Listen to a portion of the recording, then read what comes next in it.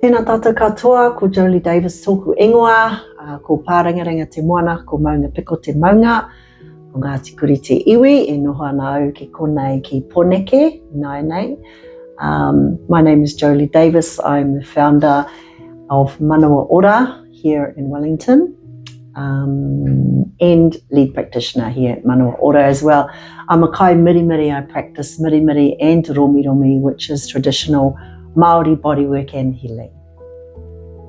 Kia ora, my name is Carrie Henderson. I'm General Manager for Services at Awakairangi Health Network, which is the PHO in the Hutt Valley. I am an occupational therapist by background and have been in New Zealand for about 14 years now, originally from Scotland. And I have the pleasure of working with Jolie and her team here at Manawa Ora with our clients.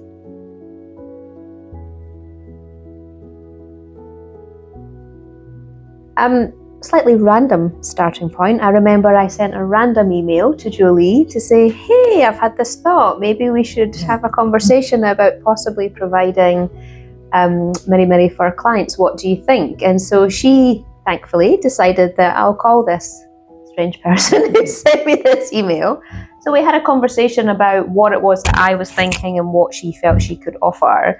And that was really the start of our connection. And what we came to realize was that what we were looking to move away from the sort of one size fits everyone, and to get to a position where we could offer our clients who came through our services a range of options in terms of their well-being, and that it was about client choice and what they saw was going to benefit their well-being. And so in that course of that conversation, we came to a place that actually is beneficial for both.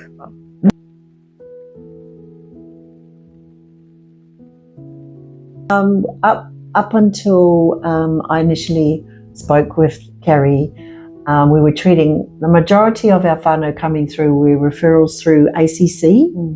So at the time we were treating 70% of people coming through our doors were referrals from ACC, which was great. But we also recognised that there were a whole lot of whānau out there who weren't on ACC. So we're always looking for ways like how can we create accessibility for our service, i.e. how can people get mirimiri and romi when they're in pain or they're needing treatment or healing. We're always looking for ways to do that. So when Carrie showed up and we had that conversation, it was really good to be able to have that potentially another avenue for people to access our service and get mirimiri.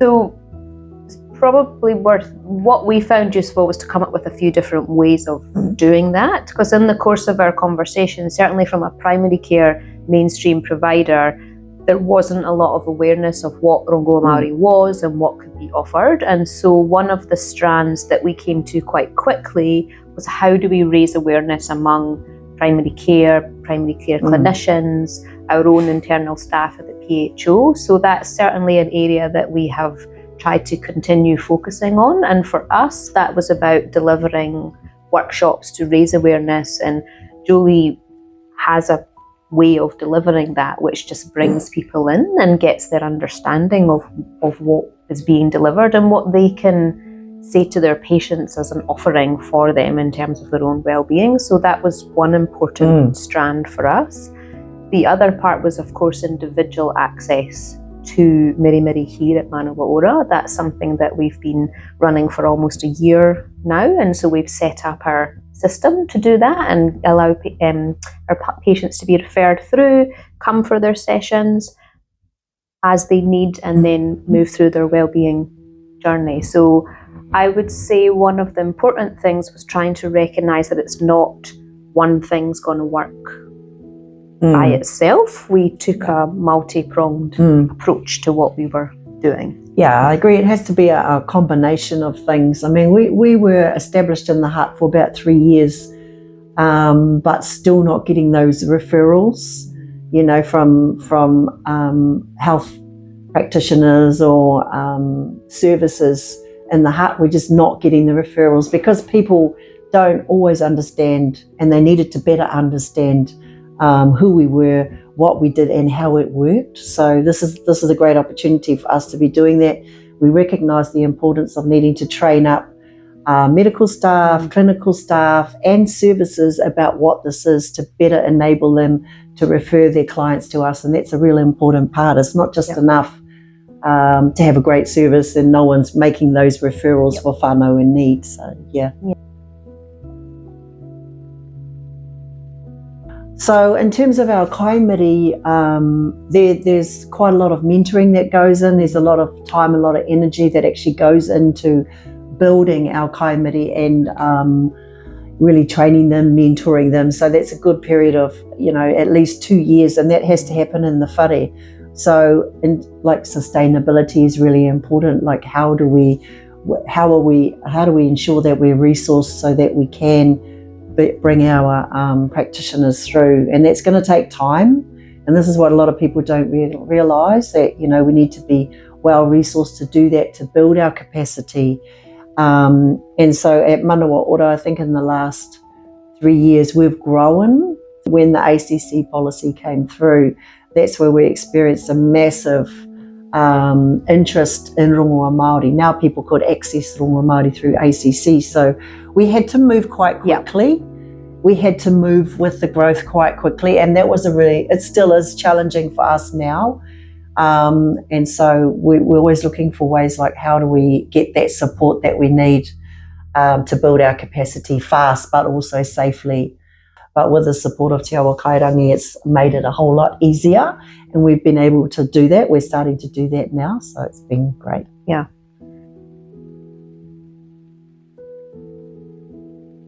I think it's been really beneficial for us as a PHO because it's meant that there was no cap on capacity.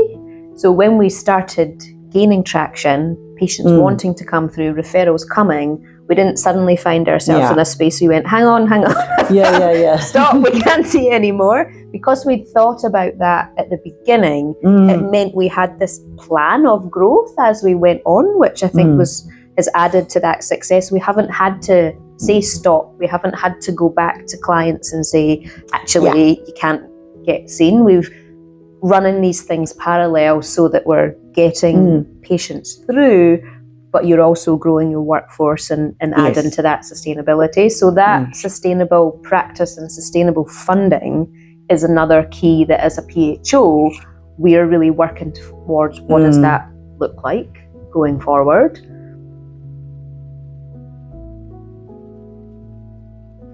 I think it's also important to think about, when we had the first discussion about how many sessions is a client going to have and what is that going to look like, because often contracts are quite tight, they're quite boundaried in terms of you can have this many sessions and this is what the decision will be.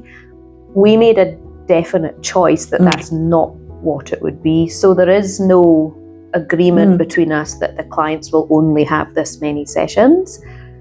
I've said to Jolie, you're the expert in this, you decide how many sessions the client needs, and she is, and that's the way it should be. But I think it's important because it can't be put into a box that each client will only get this many, because sometimes Jolie will see clients and they only need 2 sessions, sometimes they need 7 sessions. So we have that freedom of discussion that says, that's your expertise, you do what you do and you decide, and I think that's really important. That is really important from our point of view. Like, everyone's different, everyone's needs are different, and it's great to have that flexibility and that choice in this partnership to say that, if people need more, then we can offer them more.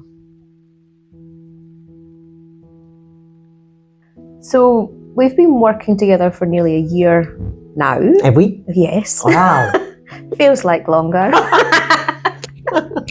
Which is kind of part of what's good about the relationship actually, is because you can have those conversations. So of course we started with, this is what we're going to work on, but what we found is there's been opportunities that have come along that have been presented to us either through PHO connections from my perspective or through Jolie's connections, and we've been able to drop a quick email or pick up the phone and go, what do you think about doing this? For example, the opportunity to present at the GP24 conference.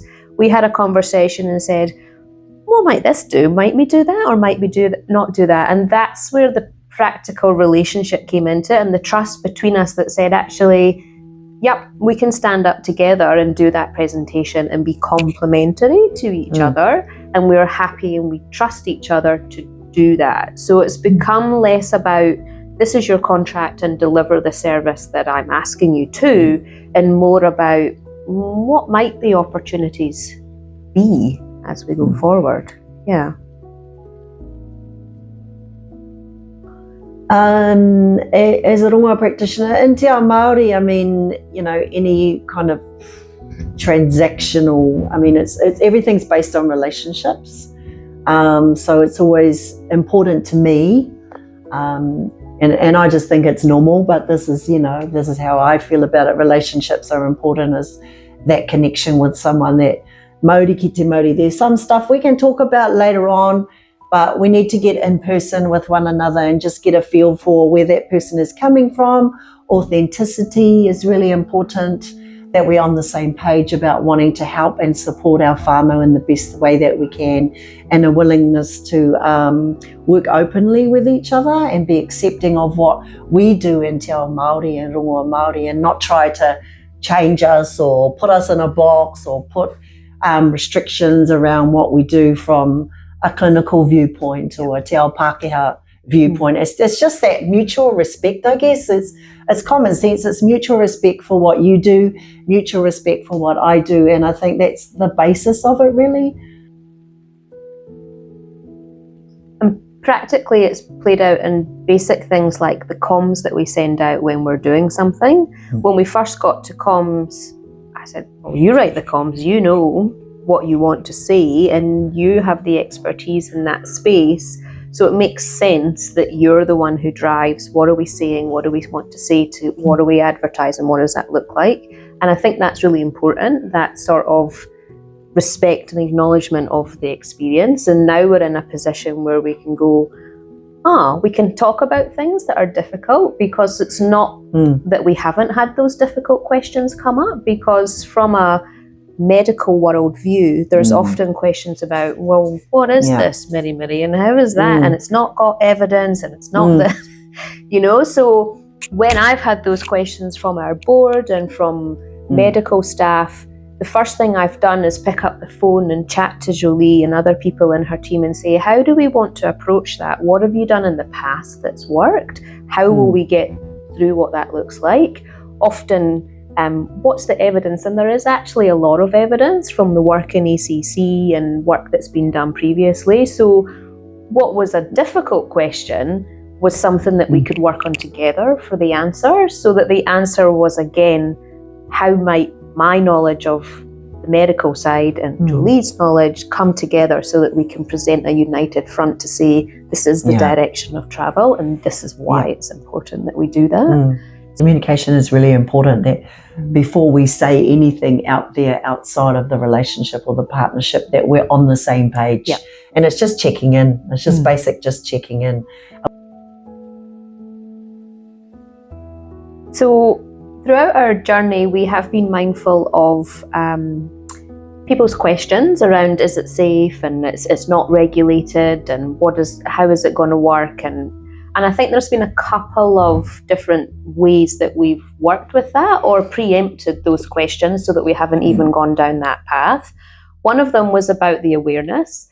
Often those questions are from people who simply don't know. They don't know what Miri is. They don't know that there are different strands of Rongoā Māori, and they don't understand what that is. So it was really important one of the practical things we did was we ran an internal taster session with our staff that said, Jolie brought 4 or 5 of your team along. We set up a space in our office and we advertised to our staff and said, book yourself in for 20 minutes, come along, see what it's like. And so we had, I think, about 40 or 50 people that day come along and just try it. And we put that out to our general practice teams, we put it out to internal staff, and people came along and had an actual try of it. At the same time, we used a similar method with your community clinics, which are really successful. So we run them in community spaces. Often we have a large sports centre in the Hutt Valley that you've run them in a number of times. We advertise them jointly, and we advertise them to our general practices for the staff to also book in and go along for a 20-minute session. Because what Jolie said to me, and I heard very clearly, was come into the space, try it, be in the space, and come from a point of you've tried it yourself. So I tried it myself so that I knew. Jolie got to work on me on that first session. Oh, poor thing.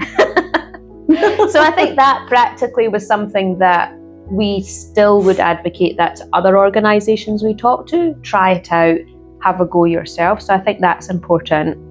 Some of the questions we've had are about what's the evidence, what does that look like? And I think the time has been opportune because you talked about ACC. So with ACC coming on board, that in itself has generated a lot of evidence base.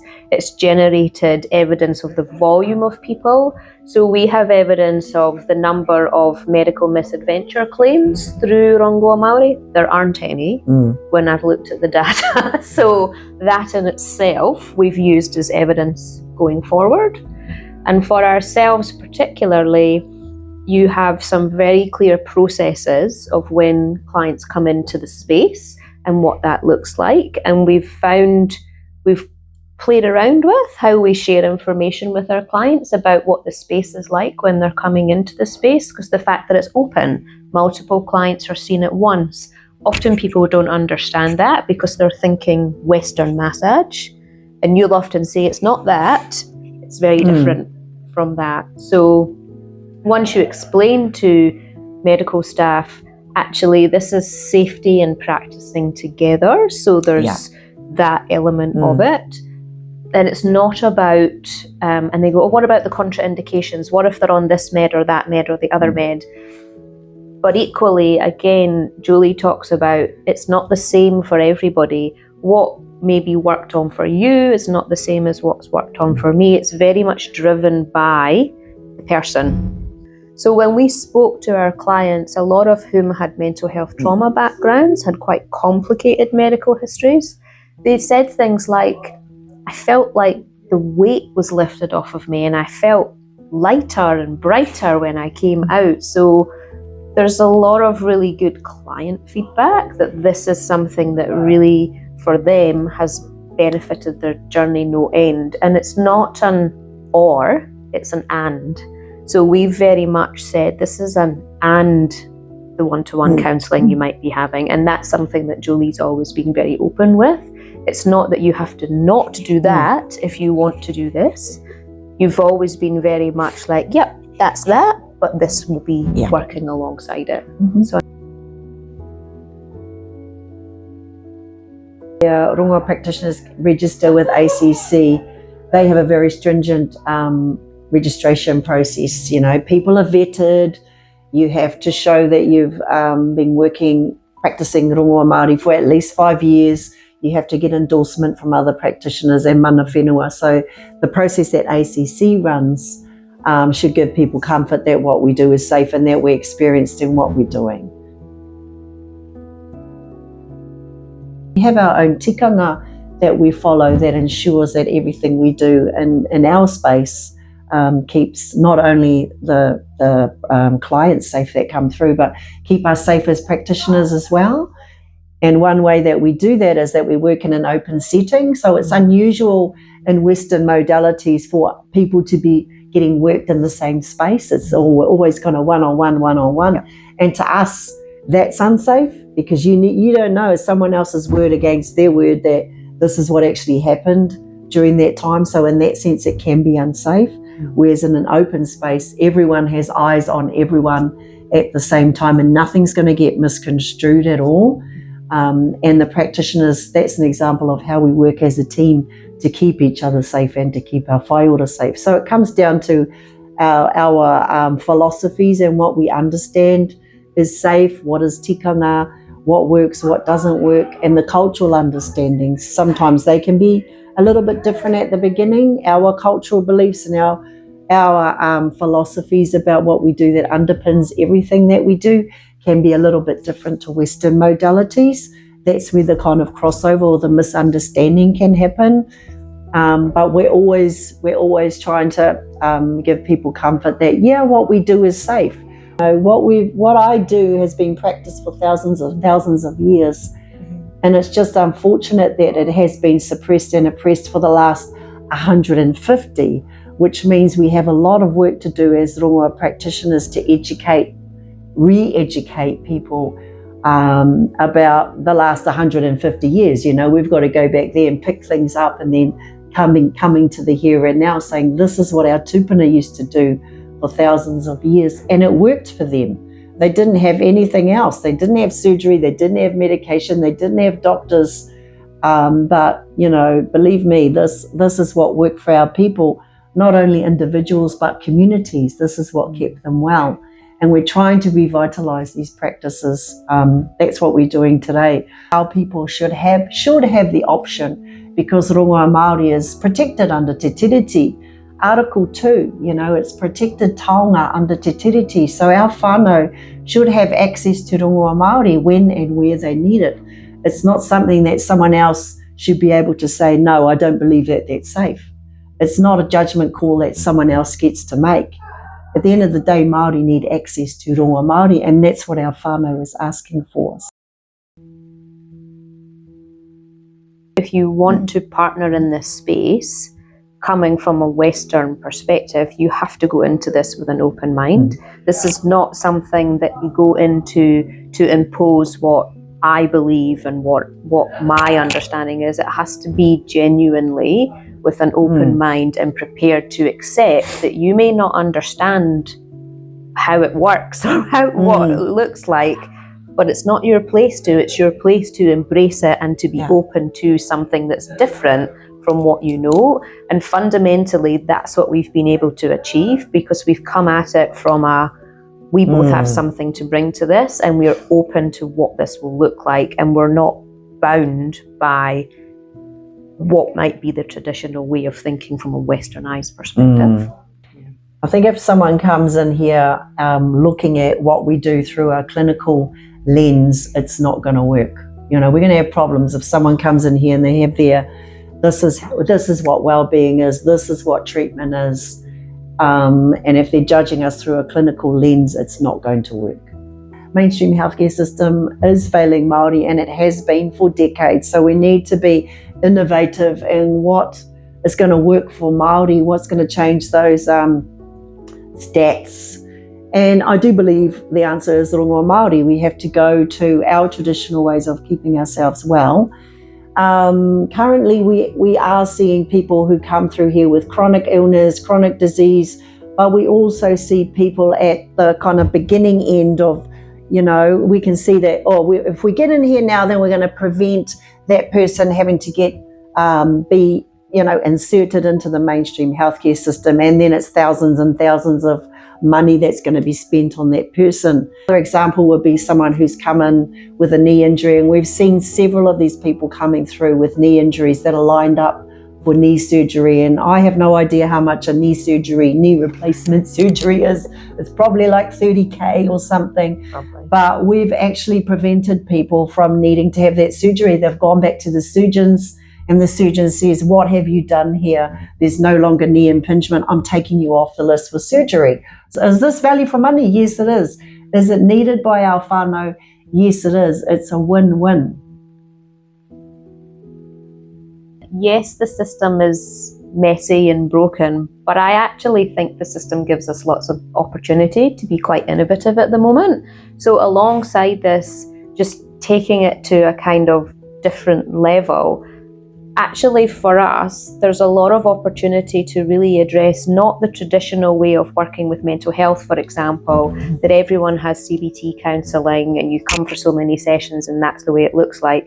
We've actually considered that and invested in health coaches and other areas. So I think Rongoā sits really well alongside lots of other innovations that are happening at the moment. There is a shift from a community level around what do we do to move to a more well-being space? What is the influence of food and exercise and spiritual well-being in traditional things like your mental health or your chronic illness and what is the impact on that. So there is a lot of innovation happening, and there is a time of, I think COVID actually has moved us to a space where people are much more mindful of their own well-being and they're ready for a shift.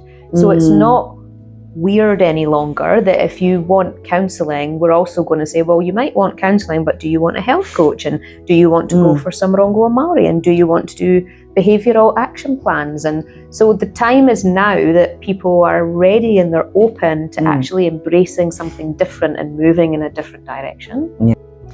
It's also worth mentioning a lot of our whānau feel safe in this space, and we hear that a lot when our whānau come through here. It's like, man, I just feel seen, I feel heard.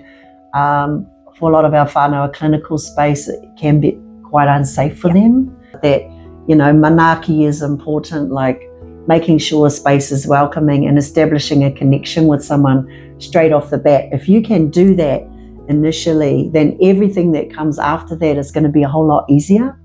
You know, so it's really important to manaaki people right at the beginning, make them feel warm, make them feel welcome and seen and heard for our whānau. It's so important.